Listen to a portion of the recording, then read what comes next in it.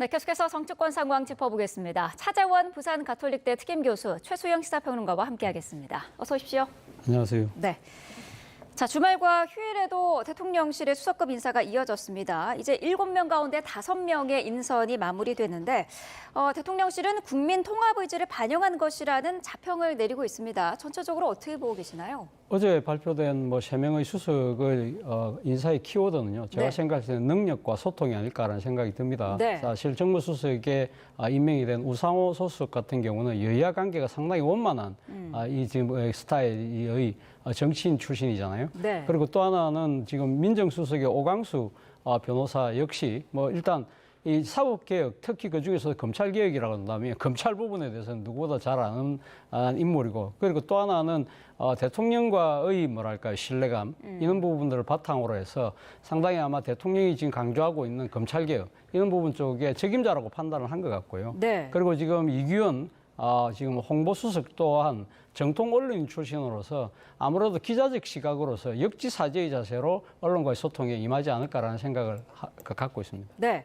우상호 정무수석의 임명 같은 경우에는 여야 소통 능력에 대한 대통령의 믿음이 반영됐다, 이런 평가가 지금 나오고 있더라고요. 그렇습니다. 지금 사실 대통령 비서실장 보다도 사실 선수가 높고요. 네. 그러니까 사선이고, 그다음에 이제 사실 지난번 의원 나이도 많기 때문에 일각에서는 조금 이게 역전되지 않았느냐라는 얘기를 하는데, 실제 네. 문재인 정부 당시에도 당시 임종석 비서실장보다 정무수석이었던 전병헌 수석이 훨씬 더 선수도 높았고 나이도 네. 많았습니다. 그러니까 그런 건 큰 문제가 안 되는데 왜 이렇게 인사를 했을까 놓고 보면은 그 비서실장은 이제 말하자면은 내부의 어떤 그런 기관과 그다음에 이제 그 참모들의 일종의 그 소통 정도, 그다음에 대통령과의 실무를 챙기는 정도로 아마 제한적 역할을 할 것 같고, 네. 당과 대통령실의 관계라든가 그다음에 대야 관계는 아마 임종석 우상호 수석이 굉장히 아마 그립감을 지고 할 것 같습니다. 그러니까 특히나 대통령과 직접 소통을 할 수 있는 그런 사이이기 때문에 네. 제가 보기에 앞으로 대야 관계, 특히나 이제 앞으로 향후 이제 9월 정기국회에서부터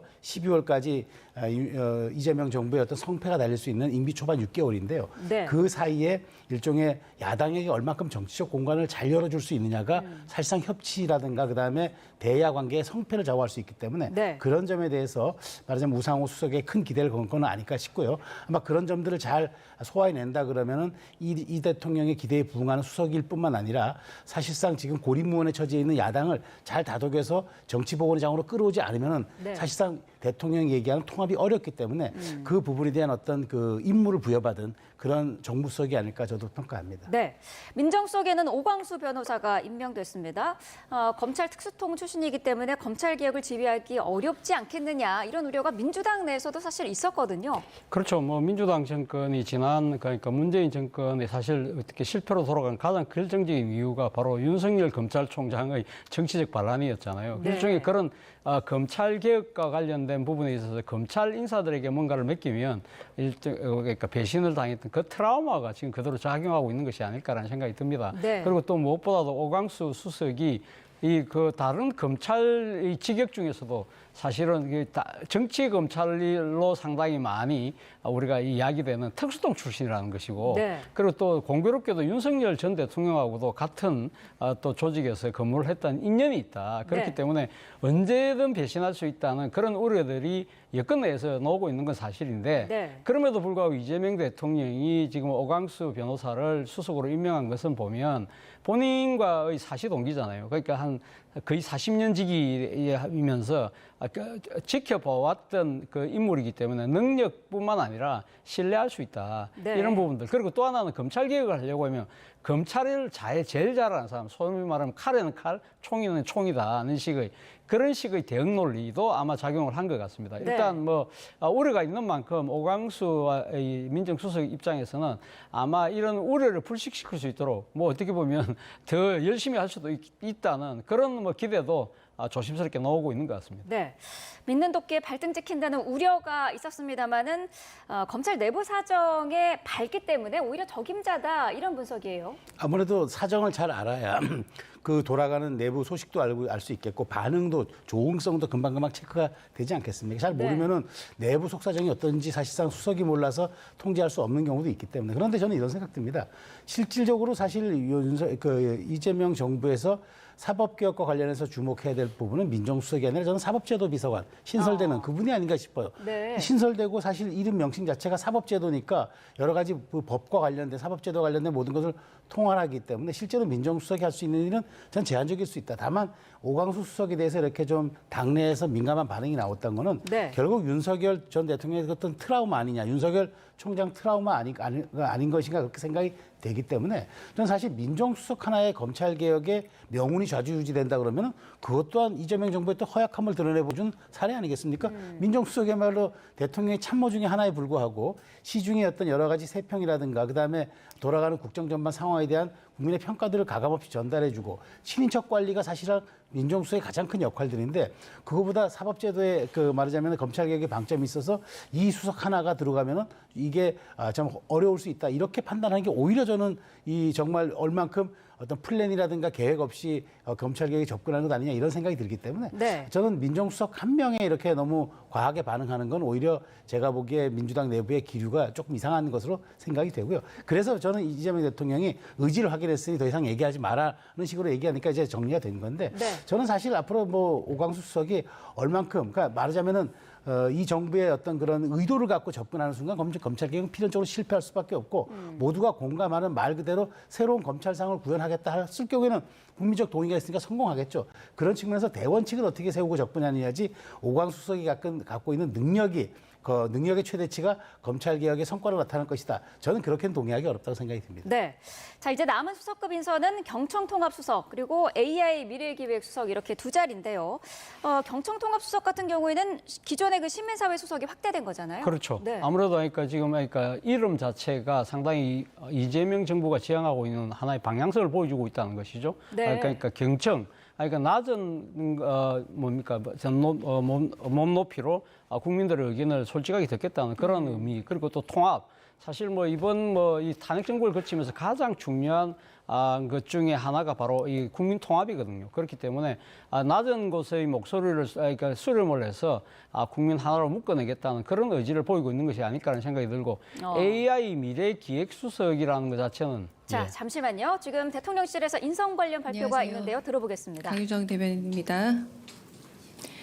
2025년 6월 9일 경호처 인사조직 혁신 관련 브리핑하겠습니다. 12.3 내란 과정에서 경호처는 법원이 합법적으로 발행한 체포영장 집행과 압수수색을 막으면서 사회적인 혼란과 갈등을 초래했습니다. 또한 경호처 수뇌부는 적법한 지시를 거부하고 체포영장 집행에 협조한 간부들을 상대로 인사보복을 취하기도 했습니다. 국민 정체를 위해 봉사해야 할 국가기관이 사실상 윤석열 전 대통령의 사병으로 전락해 많은 국민들의 공분을 샀습니다. 대통령실은 오늘자로 인사위원회를 열고 12.3 비상계엄에 가담한 경호처 본부장 5명을 전원 대기 발령합니다. 추가적인 인사 조치가 나오기 전까지 대통령 경호처는 당분간 직무대행 체제로 전환됩니다. 이는 새 정부가 들어선 데 따른 인적 쇄신과 조직 안정화를 위한 조치이며 이재명 대통령이 강조해온 열린 경호, 낮은 경호의 실행입니다. 이상입니다. 네. 자, 경호처와 관련된 내용인데요. 경호처 인사조직 혁신 관련 내용입니다. 대통령 경호처가 계엄 이후에 사회적 혼란과 갈등을 초래했다. 또 윤 전 대통령의 사병으로 전락했다고 밝혔고요. 12.3 비상계엄과 관련이 있는 경호처 본부장 5명을 전원 대기 발령 조치하겠다라고 밝혔습니다.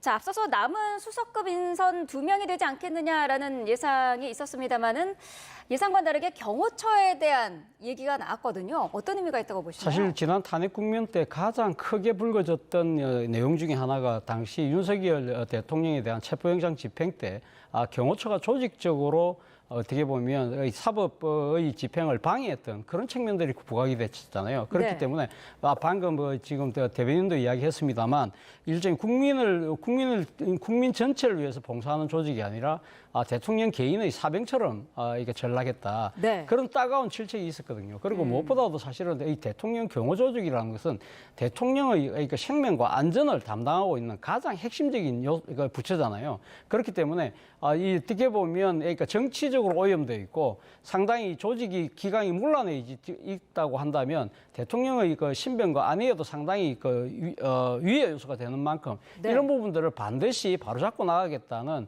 그런 이재명 대통령의 의지가 작용한 것이 분명한 것 같고요. 그리고 네. 무엇보다도 이 경호처라는 조직 자체가 경호 대상자를 위해서 자신의 목숨과 생명을 바칠 수는 있지만 그렇다고 해서 이 특정 정권과 어떤 대통령의 그런 정치적 견해에 따라서 그러니까 이 지금 상당히 그러니까 이 조직이 규정하고 있는 법과 규정을 벗어나는 그런 행위를 해서는 안 된다. 그걸 바로잡겠다는 이재명 대통령의 의지가 강력하게 반영된 오늘 이 메시지가 아닐까 하는 생각이 듭니다. 네, 사실 경호처 같은 경우에는 지난주에 있었던 뭐 채용 과정도 갑자기 중단을 다 취소한 상태였고 아무래도 혁신, 뭐 변화 과정이 필요하다 이런 국민적인 동의가 있었던 것 같아요. 네, 그렇습니다. 지금 보니까 본부장 5명 대기 발령했다는 거는 사실상 지휘부 전원을 지금 교체했다는 얘기입니다. 그러니까 네.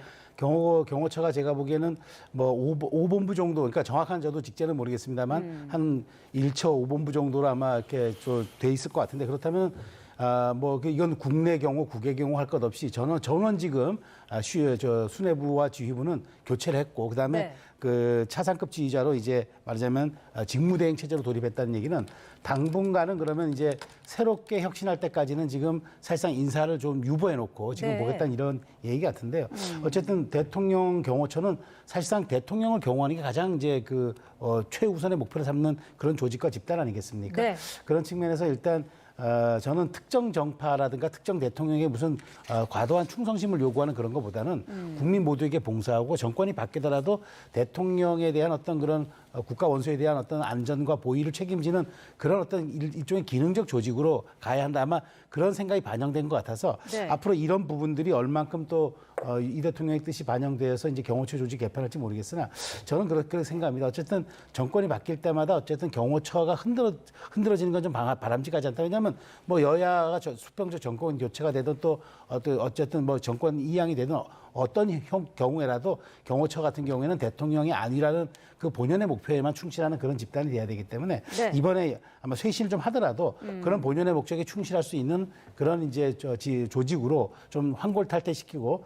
탈바꿈시키는데 주력을 해야 되지 않을까 그런 생각이 듭니다. 네, 앞서 말씀하신 것처럼 대통령실은 그동안 열린 경호 이 네. 부분을 이제 강조를 해왔는데 앞으로 대통령 경호처의 개편이 어떤 방향으로 좀 이루어질 것으로 보시나요? 앞서 말씀하신 것처럼 대통령이 지금 지향하고 있는 것이 그러니까 낮은 경우 열린 경우잖아요. 그렇기 때문에 그러니까 경호처의 뭐랄까요 상당한 정치적 군사를 빼고 그리고 네. 앞서 이야기했던 대로 상당히 그러니까 이 대통령 개인의 생각에 맞춘 그러니까 심리 경호가 아니라 말 그대로 그러니까 지금 대통령의 신변과 안전만 딱 제대로 그러니까 경호하는 네. 본연의 모습으로 만드는 그런 쪽으로 되지 않을까 하는 생각이 들고 그래서 그런 차원에서 아마 이 새로운 그러니까 인적 쇄신이 이루어지지 않을까라는 생각이 듭니다. 네. 자, 앞서서 저희가 그 남은 두 자리 수석, 경청통합수석, AI 미래기획수석 이야기를 하다가 이제 대통령실 라이브로 넘어간 그런 상황이었는데요. 기존 시민사회 수석이 확대된 게 경청통합수석이고 이번에 신설된 게 또 AI 미래기획수석이지 않습니까? 저는 사실 그러니까 이름이 무슨 의미가 있을까 싶어요. 그러니까 뭐 경청통합수석이든 시민사회 수석이든 본연의 자기의 그 기능을 다하는 것이 중요하지 뭐 경청통합을 말로만 한다고 경청이 되고 통합이 되는 건 아니기 때문에 저는 본질적으로 어떻게 이 방향성을 이끌어가고 그다음에 거기에 임명되는 참모가 정말 어떤 의지와 열정으로 대통령의 뜻을 받들어내느냐 이게 관건인 거지 네. 뭐 이름 바꾼다고 그게 큰 무슨 의미가 있겠습니까? 그런데 저는 AI 미래기획수석은 굉장히 나름 의미가 있다고 보는데 왜냐하면 이거 신설이잖아요. 신설이기 때문에 이런 부분은 이제 타겟형으로 그러니까 AI와 미래 우리 먹거리에 대해서 이제 대통령과 정부가 신경 쓰겠다는 그 의지로 직속 참모로 이제 AI 미래기획수석을 하는데 네. 사실 전 세계가 뭐 AI 전쟁이라고 할 만큼 저는 굉장히 지금 그 가파른 지금 경쟁을 보이고 있는 이런 상황 속에서 사실상 여기에 대한 직속 참모를 두고 대통령이 매일매일 보고를 받으면서 여기에 대한 대응 방안을 마련한다는 건 대단히 중요한 일이라고 생각을 합니다. 어쨌든 저는 AI 미래기획수석에 어떤 분이 임명되고 또 그런 분들의 전문적 역량을 발휘해서 지금 우리가 정말 6개월 만에 국가가 정상화가 됐는데 이런 부분들이 좀 말하자면 대통령의 국정 의지로 반영될 수 있도록 잘 뒷받침하는 게 필요하다고 보고요. 네. 어쨌든 경청통합수석에 대해서 다시 한번 말씀드리면 저는 시민사회 수석을 말 그대로 시민사회가 열린 공간으로 활용할 수 있도록 둬야 한다. 시민사회 단체들을 정치적으로 이용한다거나 활용한다거나 이런 걸 하다 보면 반드시 부작용이 생깁니다. 말 그대로 시민사회 단체가 국정에 열린 자세로 참여하거나 또 소통할 수 있도록 그런 역할을 열어주는 그것이 이제 통합수석의 역할이라고 보고요. 네. 다만 정치적으로 어떤 그 국정의 철학들을 좀 이렇게 이행하거나 반영하는 쪽으로 자꾸 이렇게 어떤 의도로 몰아갈 경우에는 이렇게 경청통합수석이라는 이름을 잘 지었지만 그 본연의 역할은 오히려 역기능이 날 수도 있기 때문에 이런 부분들을 잘 감안했으면 좋겠다는 생각이 듭니다. 네.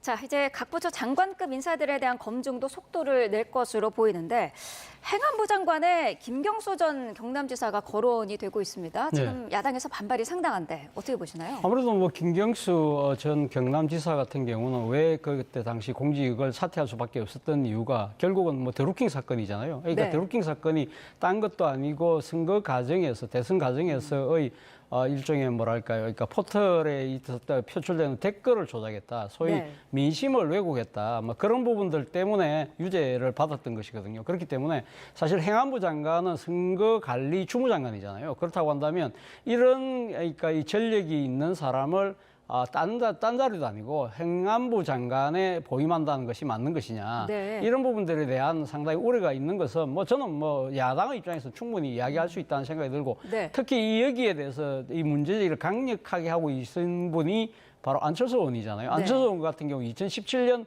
대선에 본인이 상당히 나름대로 될 뻔했는데 이것이 그러니까 여론의 왜곡 그러니까 때문에 조작 때문에 안 됐다는 그런 또 생각도 분명히 강하게 작용하고 있는 것 같아요. 그렇기 때문에 사실 이 김경수 전 지사가 딴 자리도 아니고 행안부 장관은 절대 안 된다는 이야기를 하고 있습니다만 그러나 이 집권 측에서 봤을 때는 또 이 김경수 전 지사의 이제 활용의 가능성이 필요성이 충분히 있다고 아마 판단을 하는 것 같아요. 왜냐하면 네. 말씀드린 대로 김경수 전 경남지사잖아요. 그렇기 때문에 지방행정을 사실 통괄했던 그런 능력, 그리고 무엇보다도 이번 이재명 정부가 강력한 지방 분권에 대한 의지를 갖고 있기 때문에 네. 이것을 만약에 실천하려고 한다면 사실 행안부 장관이 이 주무장관일 수밖에 없는 것이고, 네. 그리고 또 하나는 어떻게 보면 여권 내의 통합이라는 차원에서도 김경수 전 지사의 뭐랄까요, 그러니까 중용을 반드시 필요하다는 생각을 하고 있는 것 같아요.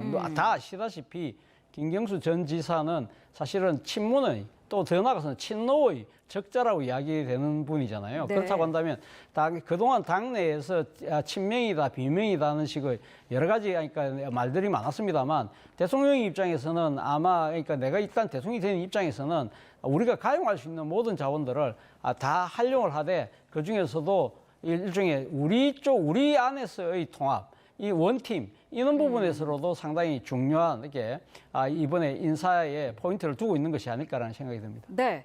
드루킹 댓글 조작 사건에 연루된 의혹이 아니라 유죄를 선고받은 인물이기 때문에 그런 인물이 정권 초대 행안부 장관 후보자로 거론되는 게 맞느냐 이런 지적이 있거든요. 아니, 행정안전부가 어떤 자리입니까? 국내 치안이라든가 그다음에 뭐 이거 자치단체도 관련하지만 선거 관리의 주무장관이기도 합니다. 네. 그런 선관위가 선거에 대한 행정행위는 책임지지만 거기에 대한 전반적인 시스템에 대한 관리는 행안부 장관이 지게 돼 있는데 자 그러면 공론장을 왜곡한 혐의로 그다음에 공론장의 질서를 방해한 혐의로 실형을 살았고 그거로서 인해서 작년에 겨우 사면 복권된 사람을 주무장관에 다시 임명한다. 이거는 민의와 국민의 어떤 여론에 역행하고 그다음에 반하는 그런 행위 아니겠습니까?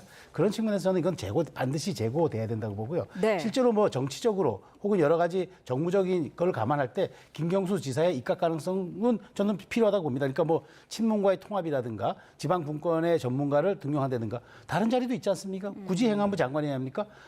뭐 하면은 대통령 직속의 지방분권위원회를 신설해서 지방행정 전문가인 김경수 전 지사를 활용하는 방안도 있는데 마치 행안부 장관을 임명하는 거는 당신에게 우리가 정치적으로 무혐의 혹은 복권을 시켜줄게라는 것으로 해석될 수도 있고 더 나아가서는 이것이 앞으로 우리 사회의 어떤 굉장히 공론장의 질서를 위협하는 그런 행위에 대해서 관용의 어떤 어떤 신호를 줄 수 있는 그런 어떤 그 잘못된 해석을 줄 수도 있기 때문에 이런 부분은 반드시 좀 제고돼야 된다고 보고요. 네. 굳이 안철수 의원의 지적이 아니더라도 많은 분들이 어찌됐건 공직에 몸담았던 분이 우리 민의를 왜곡하고 투표의 어떤 그런 과정의 민주주의의 절차적 정당성을 훼손한 사람을 그 자리에 같이 앉혀놓는다. 더군다나 선거 주무장관에. 그거는 제가 보기에 그거는 용납하기 좀 어려운 일이라고 보고요. 특히나 이렇게 될 경우에 저는 보기에 청문회에서부터 파행이 이루어질 거기 때문에 네. 아니 대통령 임기 중요한 첫 60일, 첫 100일에 왜 그런 무리한 인사를 통해서 스스로 국정 동력을 훼손합니까? 저는 그래서 당연히 이건 제고돼야 된다고 생각합니다. 네. 여야 대치 상황도 짚어보겠습니다. 법사위원장 자리를 두고 여야 대치가 지금 이어지고 있는데요. 먼저 국민의힘에서는 행정부의 견제를 위해서 이거는 야당이 맡아야 한다. 그게 관례다 이런 입장이지 않습니까? 저는 그 정도의 관용과 배려는 해줘야 된다고 봐요. 네. 자, 보십시오. 이제 야당이 할 수 있는 게 뭐가 있습니까? 107석이기 때문에 법안 통과되면 팔짱 끼고 지켜볼 수밖에 없고요.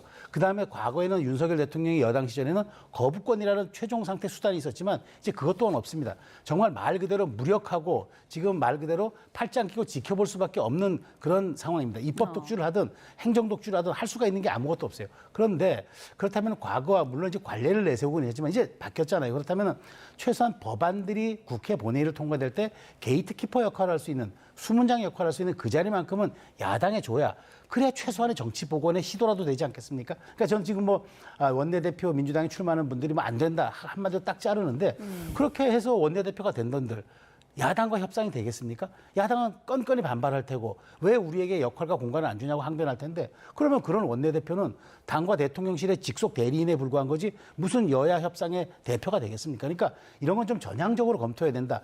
법과 제도가 없더라도 우리가 관행이라든가 현재 상황에 대한 돌파들, 정치는 필요한 것과 가능한 것 사이에 그 중간을 얻어내는 과정들인데 네. 그런 것조차 시도하지 않는다면 그게 정치 복원이 되겠습니까? 이제는 정말 모든 권력을 쥔 슈퍼 권력인 여당의 그런 양보가 필요한 거지 야당의 굴종을 필요로 한다? 저는 이건 잘못된 생각이라고 봅니다. 딱 잘라서 안 된다고 얘기했다는 그 원내대표 후보가 서영교 의원인데 네.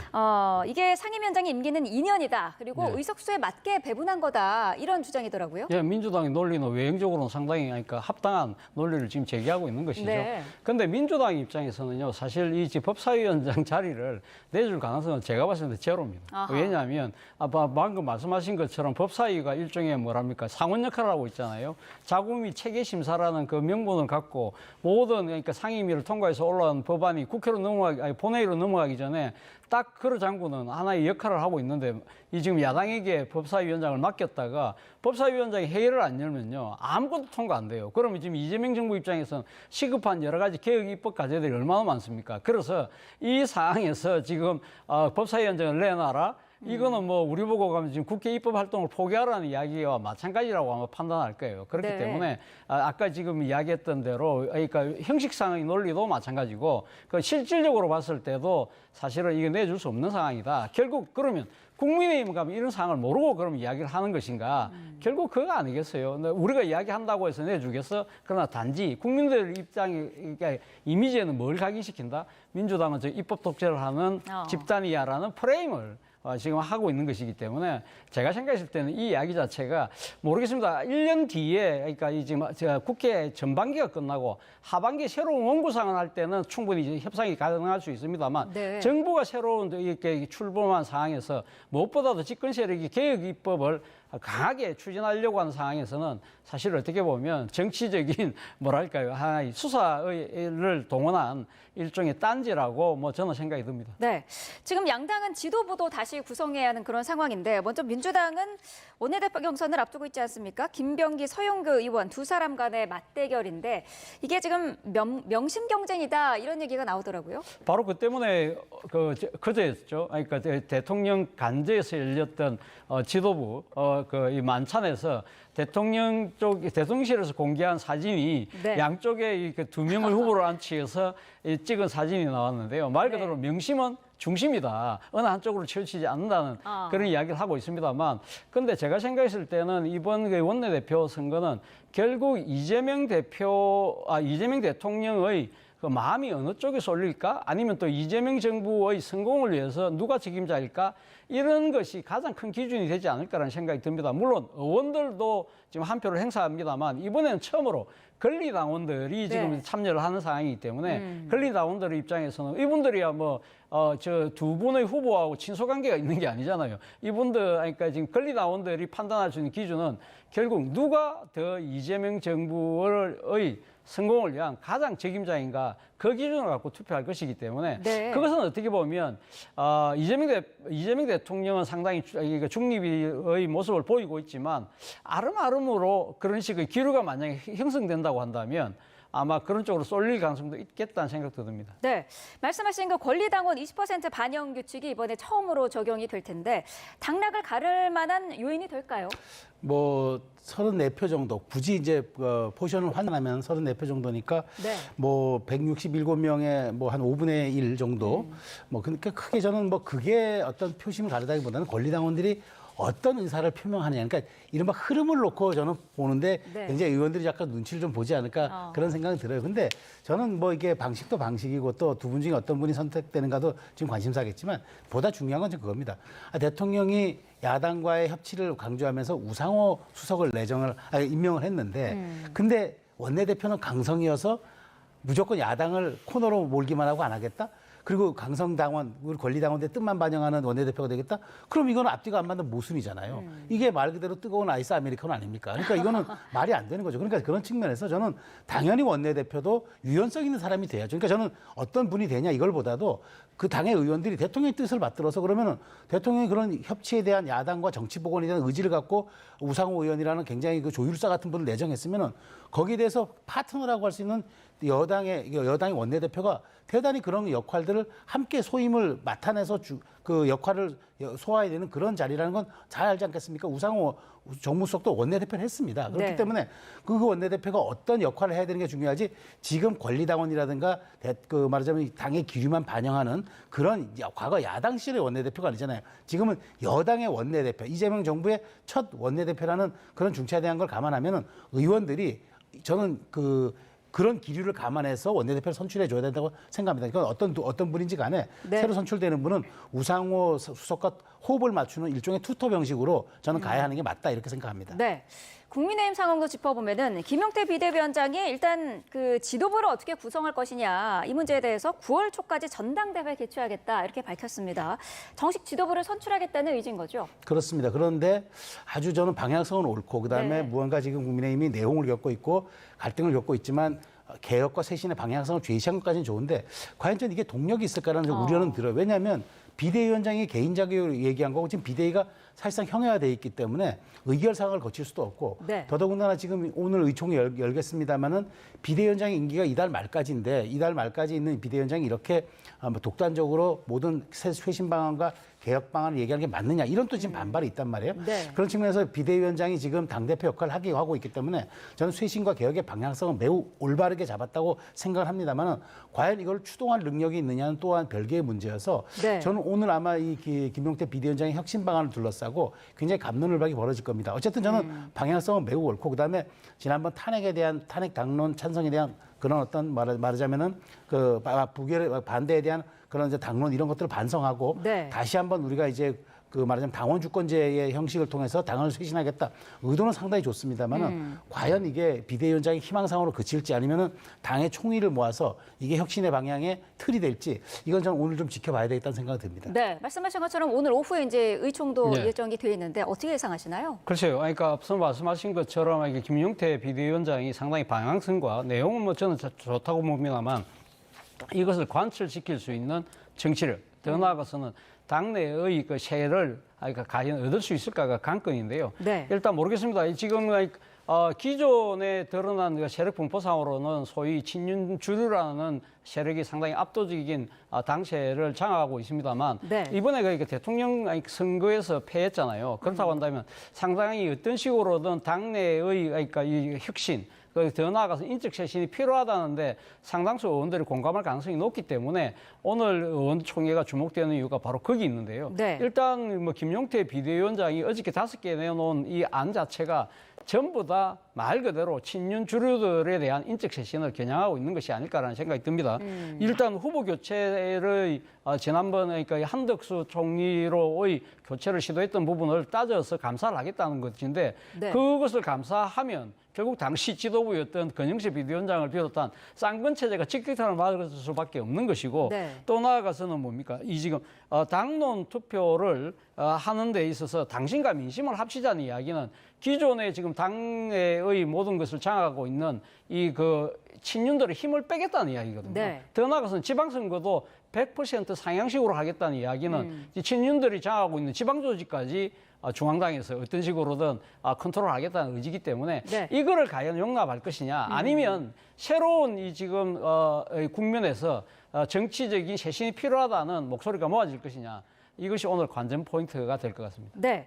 개혁신당의 이준석 의원 얘기도 짧게 좀 짚어보죠. 지금 의원직 제명을 요구하는 국회 국민동의 청원이 39만 명을 돌파를 했고요. 조만간 국회에서 심사가 이루어질 텐데 어떻게 결론이 날까요? 글쎄요, 저는 근데 그렇다 하더라도 저는 이것을 국회의원들의 표결로 이를테면 청원이 많이 왔다고 윤리회부하고 심사 거쳐서 다시 본회의에 가서 의원 제명을 붙이는 거 이건 저는 과하다고 봅니다. 왜냐하면 네. 이번 선거에서 충분히 국민의 민의로서 심판을 받았다고 저는 생각합니다. 그러니까 과거 두 자릿수 이상 목표를 하고 있었고 예상도 많이 했었는데 결국 8%대에 그친 거는 국민이 그런 어떤 부적절한 발언에 대한 심판을 한 거거든요. 네. 그것을 가지고 품위와 뭐 어떤 그 민주주의의 위배 이런 것까지 걸어서 본회의에서 의원직을 제명한다. 오히려 저는 그게 국민의 뜻에 반하고 이렇게 과하게 한 정치인의 어떤 성찰과 반성을 통해서 다시 거듭날 수도 있는 그런 사안을 의원직 제명이라는 그런 아주 물리적 과정을 통해서 강제로 배지를 떼게 하는 이런 것들이 과연 또 공론장의 질서에 부합하는 것인가? 네.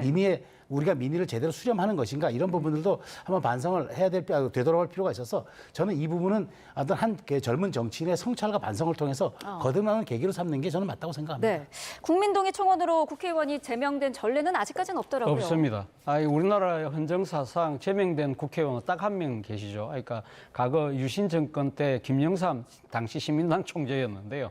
그만큼 그러니까 국회의원 제명이라는 것 자체가 말 그대로 극약 처방이거든요. 저는 이준석 당시 후보의 발언에 대해서 이준석 후보가 반성하고 이번에 뭐 대선의 결과로서 책임졌다고 하지만 국회 차원에서 저는 징계는 필요하다는 생각이 듭니다만 그러나 그 징계의 수위가 제명이라는 극약 처방까지 가서는 안 된다는 생각입니다. 네, 알겠습니다. 두 분 말씀 여기까지 듣겠습니다. 차재원 부산 가톨릭대 특임교수, 최소영 시사평론가와 함께했습니다. 고맙습니다.